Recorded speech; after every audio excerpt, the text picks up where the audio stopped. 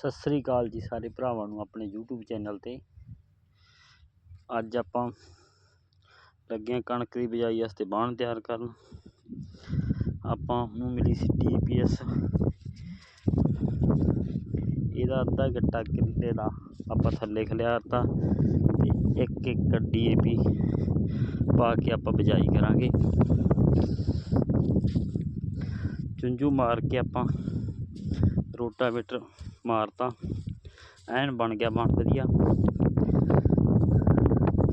ਆਪਾਂ ਨੂੰ ਇੱਕ ਦਿਨ ਵੱਧ ਲੱਗ ਜੇ ਪਰ ਆਪਾਂ ਕਦੇ ਕਾਹਲੀ ਨਹੀਂ ਕਰੀ ਬਿਜਾਈ ਦੀ।